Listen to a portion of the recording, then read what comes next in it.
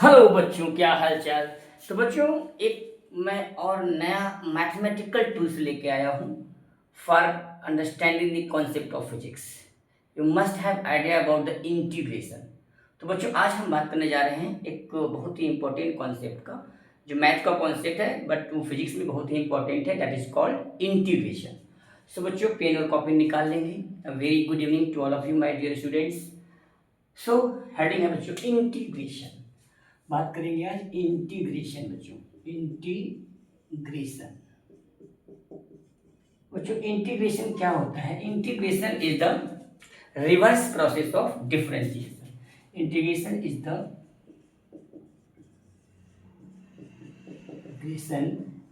The reverse process of differentiation. ठीक है बच्चों। अब इसको समझने के लिए हम एक एग्जांपल लेकर समझाते हैं। हमें फिजिक्स में इंटीग्रेशन की क्या आवश्यकता पड़ी, उसके लिए समझते हैं बच्चों। मान लीजिए दिया है s equal to t square, ठीक है। तो हमसे पूछेगा वेलोसिटी, तो हम बता देंगे वेलोसिटी के लिए क्या होता है बच्चों, ds अपॉन dt, ठीक है। इसको डिफ्रेंशिएट कर देंगे, टी स्क्वायर का डिफ्रेंशिएशन होता है बच्चों 2t। अगर हमारा डिफ्रेंशिएशन वाला वीडियो आपने नहीं देखा है तो आप जा करके देख सकते हैं, वहां से देख करके ही आपको समझ में आएगा इंटीग्रेशन का कॉन्सेप्ट।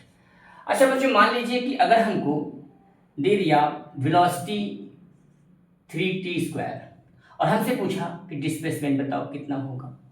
तो बच्चों, वेलोसिटी दिया हुआ है और डिस्प्लेसमेंट पता करना है, तो उसके लिए हमें इंटीग्रेशन की आवश्यकता पड़ेगी। डिस्प्लेसमेंट दिया है तो वेलोसिटी निकाल सकते हैं बिकॉज ऑफ डिफरेंशिएशन। एंड अगर वेलोसिटी दिया है और हमसे डिस्प्लेसमेंट पूछेगा तो निकालने का कोई तरीका नहीं है। इसी को निकालने के लिए, इस टाइप की फिजिकल क्वांटिटी को निकालने के लिए हम लोग यूज करते हैं इंटीग्रेशन। सो इंटीग्रेशन करेंगे, कैसे करेंगे इसके बारे में थोड़ा सा और समझते हैं बच्चों। तो क्या करते हैं, मान लीजिए एक ग्राफ समझते हैं। मान लीजिए बच्चों एक ग्राफ है, ये एक ग्राफ है y और x का एक ग्राफ है। हमसे पूछा जाए कि ये एक ग्राफ है, इसका एरिया पूछा गया है, तो एरिया निकाल लेंगे। चूंकि ट्रायंगल है, इसका एरिया आप निकाल सकते हैं। अच्छा, यही अगर ग्राफ ऐसा होता, यही आपका ग्राफ अगर ऐसा होता कि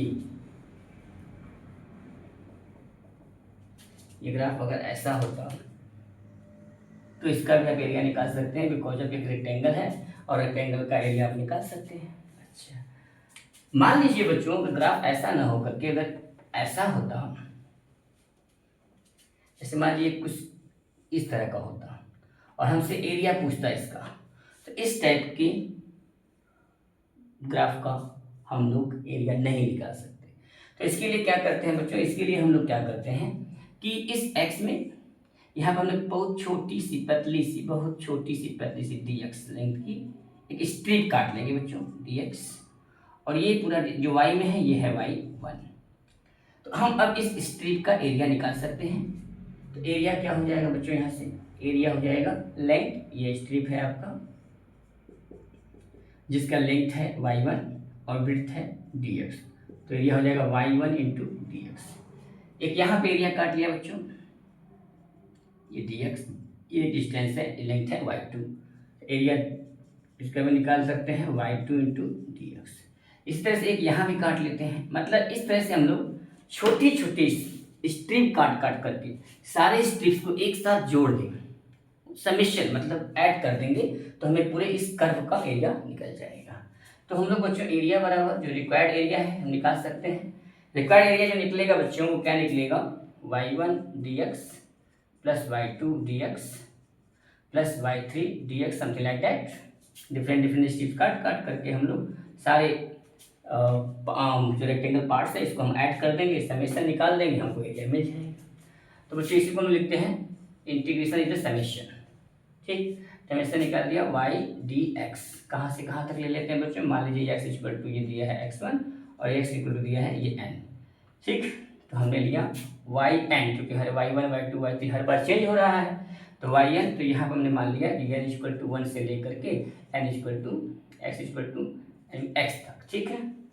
अच्छा बच्चों, प्रॉब्लम इसमें ये आई, इंटीग्रेशन अभी आया नहीं। इंटीग्रेशन इसमें प्रॉब्लम ये आई कि जो हम लोग स्ट्रिप्स निकाल रहे हैं, एरिया निकाल रहे हैं, इसका जो ऊपर वाला जो पूरा पूरा ये जो कर्व है, ये जो कर्व पार्ट है, ये इसका एरिया नहीं निकाल पा रहे हैं। इसको देखिए, इसको यहाँ इतना बच गया है, ये रेक्टेंगल कंप्लीट रेक्टेंगल है, बट यहाँ पे जो पार्ट जो है छूट गया है। यहाँ पर भी हर जगह का पार्ट ये ऐसे देखो, ये ऐसे लेंगे तो यहाँ तक तो हो जाएगा, लेकिन ये वाला पार्ट छूट जाएगा। तो इसी कमी को दूर करने के लिए हम लोग लगाते हैं बच्चों ये curve. This is the symbol of integration y dx। कहाँ से कहाँ तक, मान लीजिए n से लेकर x = 1 से लेकर x = x तक। x1 यहाँ x1 है, यहाँ पे x2 है, यानी n = x1 से लेकर के x2 तक का एरिया हमको कंप्लीट निकल जाएगा। मतलब एरिया निकालने के लिए हमें यूज करना होता है इंटीग्रेशन, और स्लोप अगर फाइंड आउट करना हो तो उसके लिए डिफरेंशिएशन। क्लियर है? तो जो y वर्सेस x का जो एरिया होता है वो हमको देता है इंटीग्रेशन। ठीक है, एरिया निकालने के लिए हम लोग इंटीग्रेशन की बात करेंगे। और स्लोप, ठीक है, y वर्सेस x का जो स्लोप था वो डिफरेंशिएशन देता था। तो जहाँ तक हमें लगता है कि integration is the reverse process of differentiation. अच्छा, और integration means summation of area, required area. Area की बात जब करना हो बच्चों तो हम लोग बात करेंगे इंटीग्रेशन की।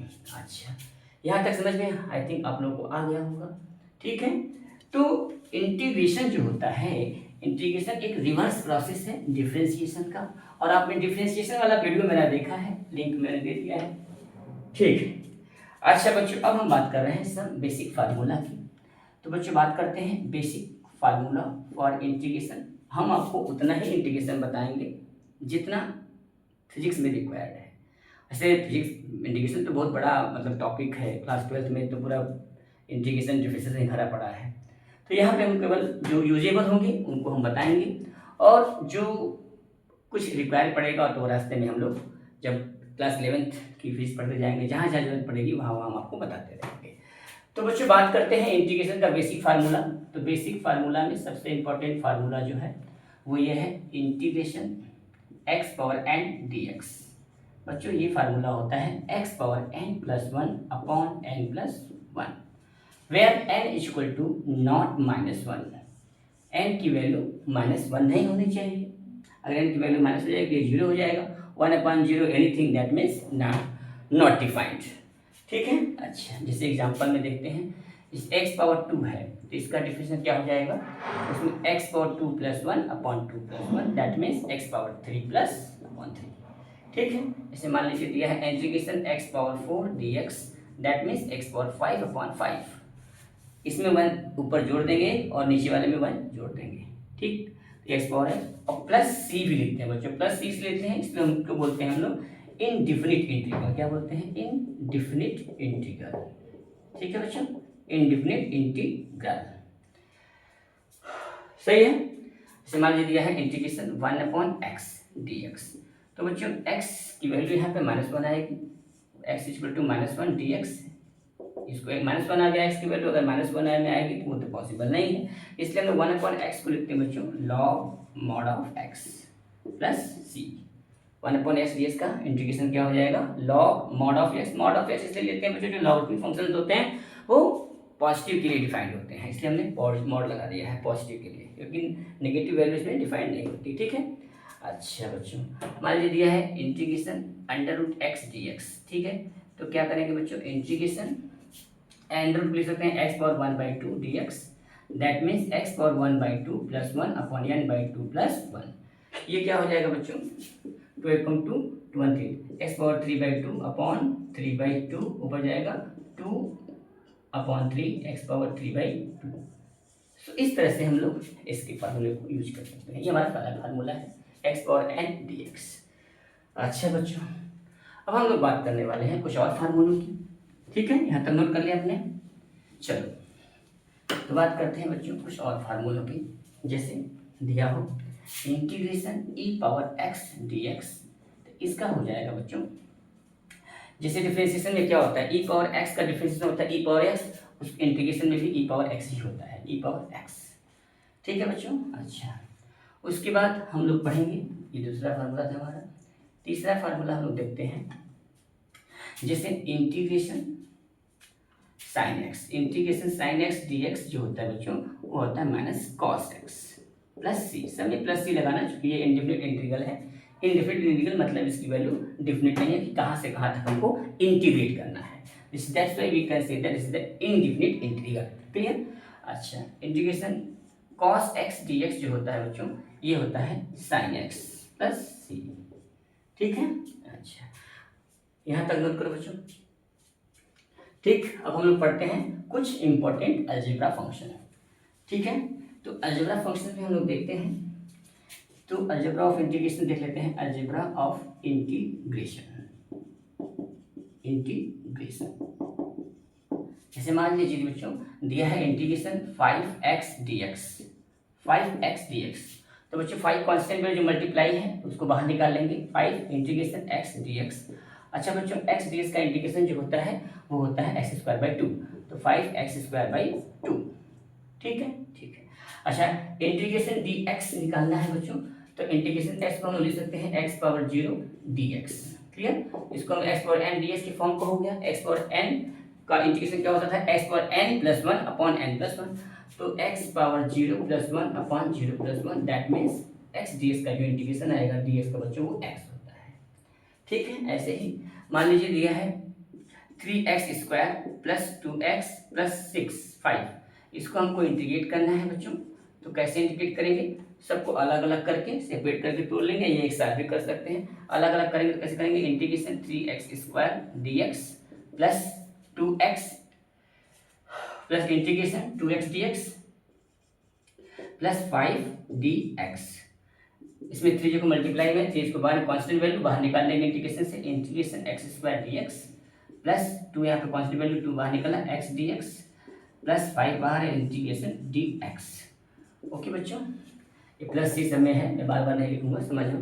अच्छा बच्चों, तो बात कर रहे हैं हम लोग कि 3 और एक्स स्क्वायर का हमको मालूम हो गया x पावर 3 अपॉन 3, एक ऊपर जोड़ दे 3 अपॉन 3 प्लस 2, इसका निकालेंगे बच्चों क्या हो जाएगा x स्क्वायर अपॉन 2।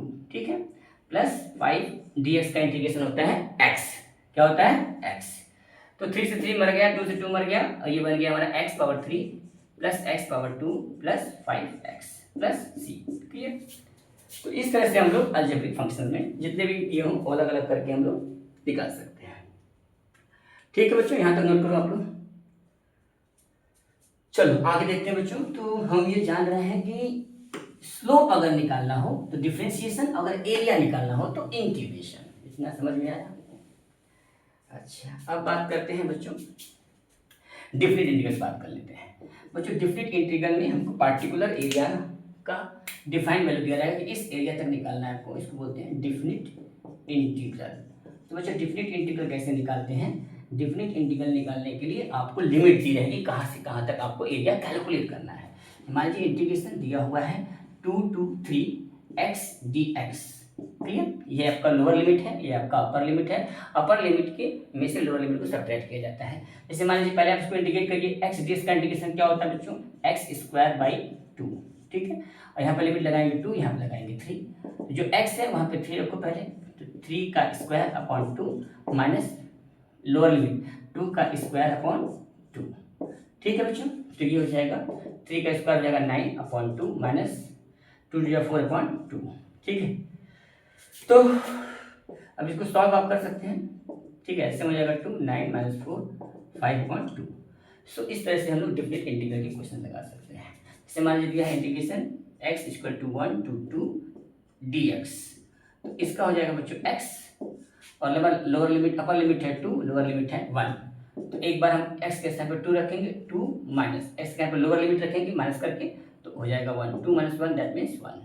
ये हमारा निकल गया डिफरेंट इंटीग्रल का कॉन्सेप्ट। तो इस तरह से हम लोग इंटीग्रेशंस को जो है फिजिक्स के एप्लीकेशंस में लाएंगे।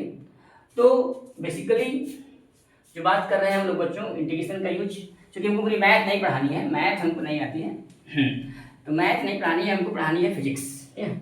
तो फिजिक्स में अगर जैसे मान लीजिए आपको एक्सेलरेशन दिया है, एक्सेलरेशन दिया है और वेलोसिटी पूछ रहा हो या डिस्प्लेसमेंट पूछ रहा हो, तो आप निकालेंगे एरिया, मतलब यूज करेंगे इंटीग्रेशन। मेन कॉन्सेप्ट को ये है।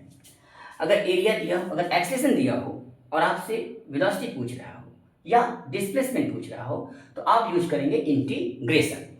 और मान लीजिए आपको डिस्प्लेसमेंट दिया हो और वेलोसिटी पूछ रहा हो या आपको पूछ रहा हो एक्सेलरेशन, तो आप यूज करेंगे डिफरेंशिएशन। क्या यूज करेंगे बच्चों?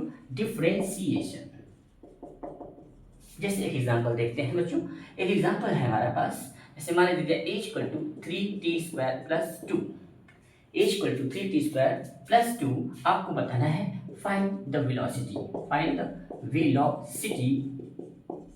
अच्छा, वेलोसिटी निकालना है at time t equal to 2 second पे कितनी वेलोसिटी होगी। तो बच्चों यहाँ पे दिया हुआ है एक्सेलरेशन और एक्सेलरेशन से हमको निकालना है वेलोसिटी। तो वेलोसिटी निकालने के लिए हम लोग क्या करेंगे बच्चों? इसको इंटीग्रेट कर देंगे। अच्छा, इसको इंटीग्रेट करेंगे। कैसे इंटीग्रेट करेंगे?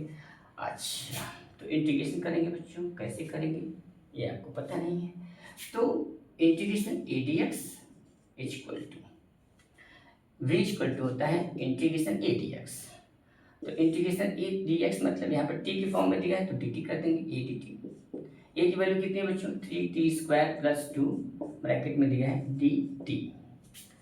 अच्छा, अलग अलग कर लेते हैं। 3t² plus 2 integration dt। Clear? तो 3t² पर t पावर 3/3 प्लस dt का इंटीग्रेशन होता है t 2t। 3 से 3 मर जाएगा, t पावर 3 प्लस 2t। अब t की वैल्यू कितनी दी है बच्चों? 2 सेकेंड। यहाँ पे 2 रख देंगे। t इक्वल टू क्या रखेंगे? 2। तो क्या हो जाएगा? 2 power 3 plus 2 into 2, that means 2 3 8 plus 2 2 4, मतलब 12 मीटर पर सेकेंड। तो इस तरह से हम लोग मतलब एक्सलेशन दिया रहेगा तो वेलोसिटी और डिस्प्लेसमेंट निकालेंगे, उसके लिए एरिया की बात करते हैं। और जो डिस्प्लेसमेंट दिया हो, वेलोसिटी दिया हो, तो उसके लिए हम लोग बात करेंगे बच्चों एरिया का। क्या बात करेंगे? एरिया। तो बच्चों एरिया हमें मिलता है y वर्सेस x का जो ग्राफ है उसमें जो एरिया की बात करते हैं तो वहां से प्रोड्यूस होता है बच्चों हमारा इंटीग्रेशन। और डिफरेंशिएशन यूज करते हैं बच्चों, स्लोप की बात करेंगे तो वहां पे बात करेंगे डिफरेंशिएशन। किसकी बात करेंगे बच्चों? डिफरेंशिएशन की। तो पढ़ते हैं बच्चों, नेक्स्ट वीडियो आने वाली है। और गर्मी बहुत ज़्यादा पड़ रही है जिसका कोई हद नहीं है।